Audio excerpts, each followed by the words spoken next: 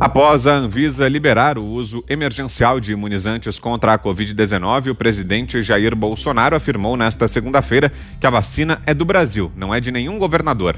Bolsonaro fez referência ao governador de São Paulo, João Dória, que contrariou o Ministério da Saúde e iniciou a vacinação no domingo, antes de todos os outros estados.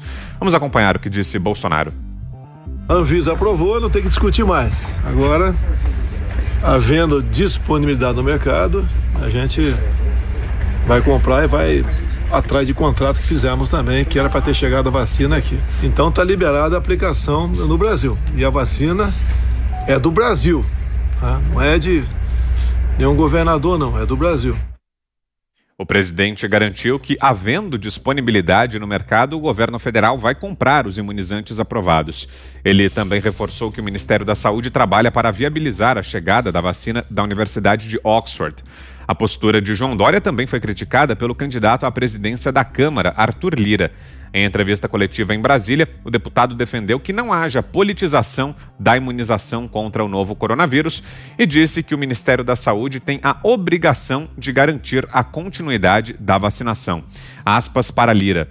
O governador Dória se aproveitou da vacinação no Brasil. Não posso dizer desrespeitando, mas passando à frente de todos os prefeitos e todos os governadores em um pacto federativo que estima a igualdade a todos os estados e a todos os municípios. Declarações do candidato à presidência da Câmara, deputado Arthur Lira. O nosso primeiro tema, então, do programa desta segunda-feira. Começa com você, Guilherme Fiuza. Diga aí, Fiuza.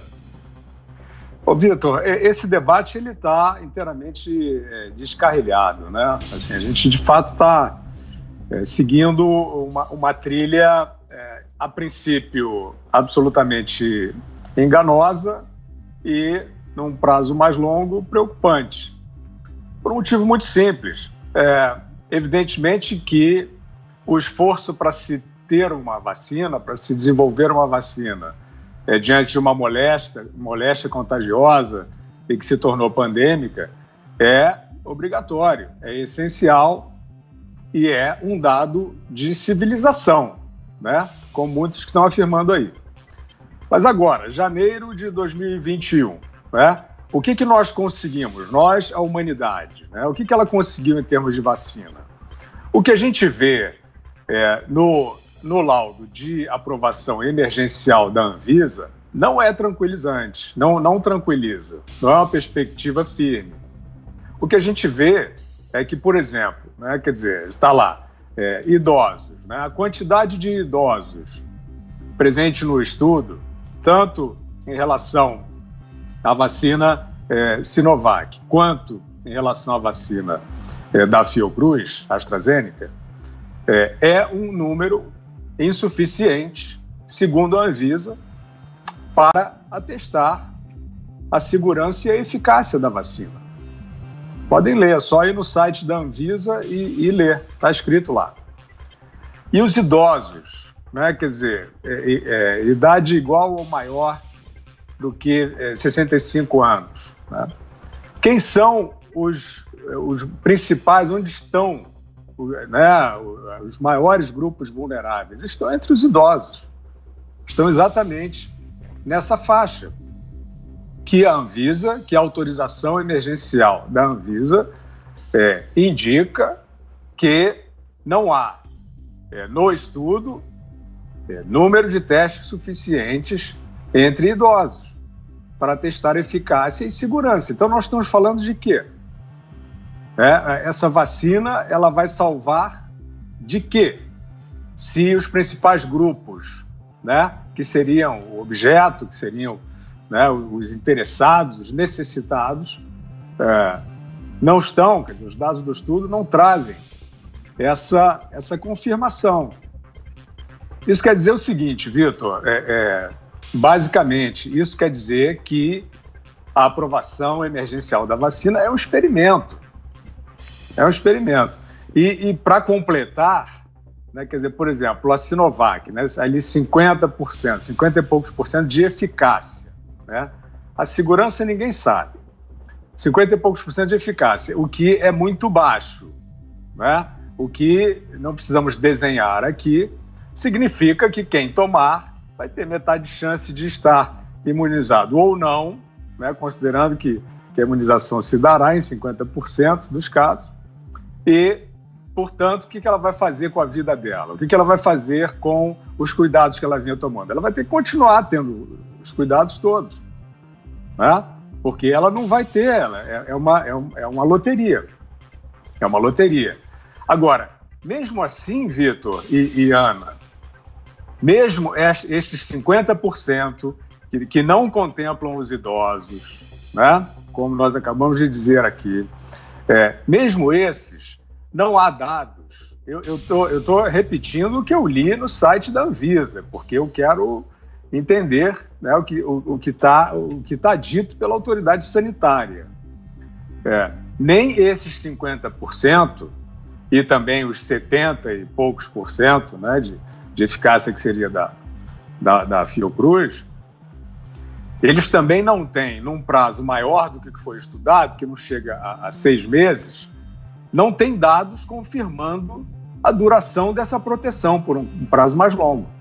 Não tem nem a duração da proteção, nem a segurança, nem o perfil de segurança. Está dito, a Anvisa diz que não vieram esses dados e as empresas responderam que continuarão fazendo os seus estudos e que encaminharão à autoridade sanitária os novos dados, ou seja, é muito frágil, quer dizer. Então, o que eu quero dizer só é o seguinte, Vitor, para passar para a Ana, depois eu continuo falando disso se houver espaço. O que a gente percebe é que a Agência Nacional de Vigilância Sanitária, nas suas conclusões, diz que mesmo com essas fragilidades, com essas incertezas, com esses riscos, ela vai aprovar, né, em caráter emergencial, porque há uma pandemia e não há tratamento e não há cura para a moléstia da qual nós estamos falando.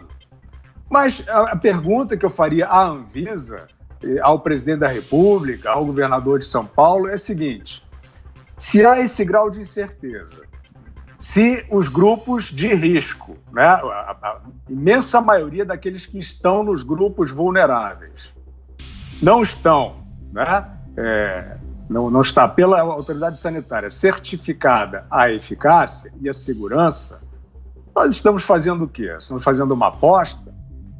Então, assim, nós gostamos da ideia de ter uma vacina confiável, mas nós ainda não temos. Não temos.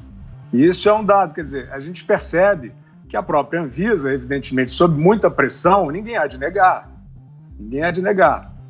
O próprio ministro da Saúde já estava falando sobre importação de doses, como se esta certificação da Anvisa emergencial já tivesse dada, ou seja, a Anvisa decidiu sob intensa pressão. E a premissa que ela seguiu para dar a autorização emergencial, ela atravessa o próprio desenho do flagelo, né, da pandemia. Porque você percebe, se a vacina não é confiável, se isso é um experimento, né, e tendo a taxa de letalidade que tem a Covid e a demarcação bastante nítida dos grupos de risco em relação à idade, em relação a comorbidades, por que você vai se lançar nessa aventura? Por que você não vai investir como política pública prioritária no cuidado, na proteção aos vulneráveis, o que nunca foi até afirmado, né, pelo governo federal, mas nunca foi uma política pública de fato aplicada, muito menos pelos estados. Então, me parece que a ideia da vacina, a gente entende, né? Soa como uma ideia redentora, né? Soa como uma saída, mas ainda não é. E eu estou dizendo isso aqui da forma mais construtiva possível, porque, infelizmente, está proibido, né? Está proibido você levantar as dúvidas que estão aí sobre as vacinas. E essa, sim, é uma parte muito complicada, talvez a mais perigosa de todas dessa conversa, né? Existe um arrastão, né? De propaganda, um arrastão de perseguição, para que não possa se discutir a vacina como ela é. E aí, este caminho é o caminho mais perigoso de todos. Você, Ana? Olha, Vitor, eu acho que o Fiuza resumiu muito bem tudo que a gente está vivendo, as nossas esperanças também. Obviamente que ninguém aqui é anti-vacina, ninguém aqui é negacionista da pandemia, o vírus está aí. O vírus ele tem uma letalidade alta nos grupos de risco, nas pessoas com comorbidade, mas ele não tem uma letalidade alta nas pessoas saudáveis, nos jovens, nas crianças. Há, inclusive, agora alguns papers já questionando o grau de transmissão de crianças, né, de portar o vírus e transmitir. A gente vem debatendo isso já há algumas semanas, aí em relação à reabertura das escolas. E esses questionamentos é o que a gente sempre fala aqui. Vitor, uma sociedade que não questiona e que entra nesse barulho de não poder questionar é uma sociedade fadada a ter tiranos no poder, a ter ditadores aí no poder, com projetos de poder conduzindo, né, a sociedade. Eu acho que os pontos que a gente tem que levantar, que o Fiuza colocou muito bem, eu vou apenas complementar, porque o Fiuza levantou praticamente tudo que eu penso em relação a isso, é a velocidade que a vacina foi criada. A gente sabe que a vacina que foi mais rápida, aí, que andou numa velocidade significativa perante a ciência e que foi colocada para a população foi a da cachumba, aí em 4 anos, depois mais 3 anos de testes, ou seja, a gente está falando de um total de quase 7 anos da concepção da vacina até a vacina ser, inclusive, colocada, né, no calendário nacional de vários países de uma maneira segura. E a gente entende que dentro da pandemia essa vacina teve um toque de caixa significativo na proporção da produção dela, mas a gente sempre vai questionar aqui, Vitor. A gente não tem como acelerar o tempo, a gente não tem como saber os efeitos colaterais dessa vacina a longo prazo, em pessoas saudáveis, os grupos de risco aí, pessoas mais velhas, pessoas obesas ou com algum problema de saúde, seja cardíaco, seja pressão arterial ou câncer, por exemplo. Grávidas, por exemplo, agora também estão sendo aconselhadas a não tomarem a vacina porque grávidas não participaram do grupo de risco. Então, a gente tem que questionar, sim, alguns efeitos colaterais que não são conhecidos e que só o tempo vai dizer. O importante é a gente salientar, Vitor, que dentro dessa vacinação que a gente vai começar a ter no Brasil, aqui nos Estados Unidos também, essa vacinação já começou aí com a vacina da Pfizer. Apesar da gente sempre falar, né, sempre enaltecer aqui a opção individual, isso é um caso de foro íntimo, né? Um caso de foro familiar da pessoa, se ela quer vacinar ou não. É importante a gente salientar que algumas pessoas que fazem parte do grupo de risco, algumas que participaram, né, alguns grupos de risco que participaram de toda a fabricação da vacina, converse com o seu médico. Acho que a melhor orientação que a gente tem que dar aqui é a conversa franca com o seu médico. Há muita desinformação na mídia, há pouca informação sobre a vacina, como o Fiuza muito bem colocou, faltaram algumas informações importantes no relatório da Anvisa em relação à Coronavac, então a gente tem que questionar.